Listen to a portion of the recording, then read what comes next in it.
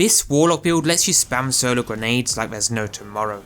You'll have infinite abilities one after another, and you'll make it rain with solar elemental wells. Now I did cover this build before back in the day, which was actually quite a few seasons back, but today I wanted to go over this classic Warlock build because 1, it's incredibly fun, and 2, seeing this many solo grenades all at once makes it look like you've broken the game by confusing players who don't actually know about this build combo. So guys, if you like this one, be sure to leave a rating, comment, subscribe and share for more, as I do upload new and updated build videos every week here on the channel. Now this video is sponsored by USMMO. They offer Destiny 2 Silver at a cheaper price on Steam, so if that's something you're looking for, then be sure to check them out down below along with my discount code. And now guys, without further delay, roll the intro.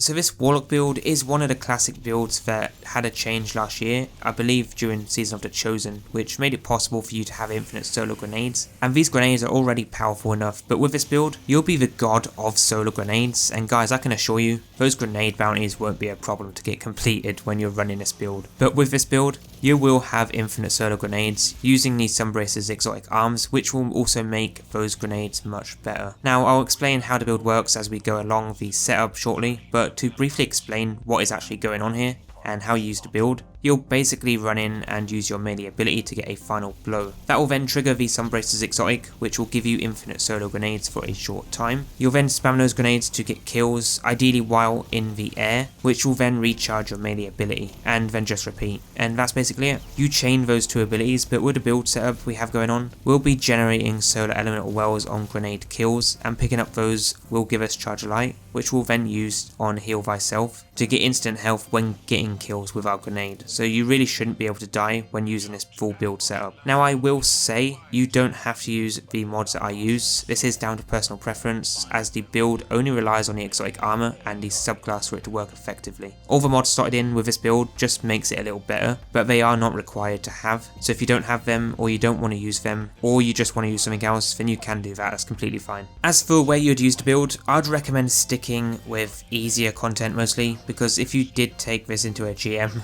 getting that final blow with a melee might be hard, as adds are much stronger with more health, which means you may not be able to get those infinite grenades, and even if you did achieve that, flying up in the sky throwing grenades is most likely going to get you killed if you're not consistent with it. So I'd use this build in activities up to legend or master difficulty while at or above the recommended power level. It's not the best Warlock build in the game, but it's definitely a fun one. Now we've got that out of the way, let's go ahead and set up the build. So the very first thing you'll want is to make sure you are running the top tree solar subclass, as well as the Sunbracers Exotic Gauntlets. Now we'll get to those in just a second, but the loadout choice is yours. You can use anything, but for me, I'm using an unstoppable pulse rifle for those champions, but you could use the Inferno Whip melee to stun them too, which I personally wouldn't use unless you have a high strength stat to get that melee back passively, as you ideally want to keep it to use on adds to trigger the infinite grenades. Now for the subclass, we are a solar top tree Dawnblade that comes with Celestial Fire,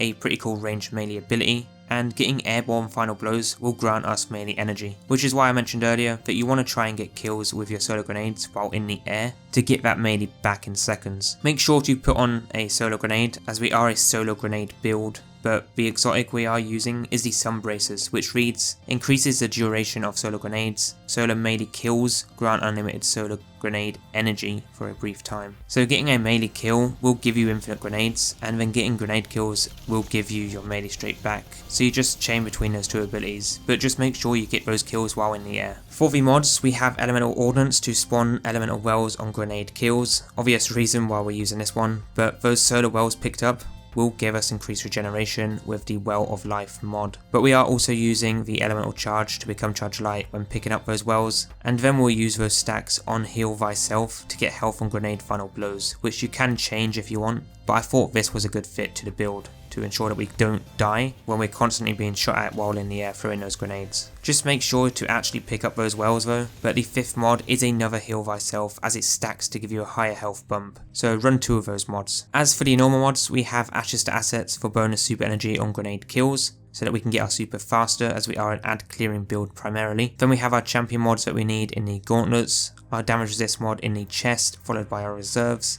And then for the legs we have our scavenger mod, and lastly in the class we are using Lucent Finisher for that heavy ammo, one of the best seasonal mods this season, but the stat I'd max out is intellect. And then you could go with strength if you want, but it shouldn't be a problem, so personally I'd go with maxing out intellect and recovery. If on the unlikely chance you mess up by say missing with your melee ability, then you will have to either wait to get it back or get final blows while in the air, which shouldn't take too long, should roughly take you about 5 to 10 seconds. Now this build isn't my personal favourite, but it is a fun one to use in low tier to mid tier difficulty content. I wouldn't take this into a solo Master Lost Sector or GM though, because there are way better options like the Void 3.0 subclasses or the Well of Radiance. Either way, fun build to use when you want to change things up a little, or you just want to have a bit of fun with the Sunbracers Exotic. So guys, that there is your new updated Warlock Sunbracer ability build in Destiny 2 Witch Queen Season of the Risen. As always, don't forget to tune in to the channel every week for regular build videos and Destiny 2 guides and news, and be sure to check out the playlist for more best builds to use in Destiny 2 Season 16, and whatever you guys get up to,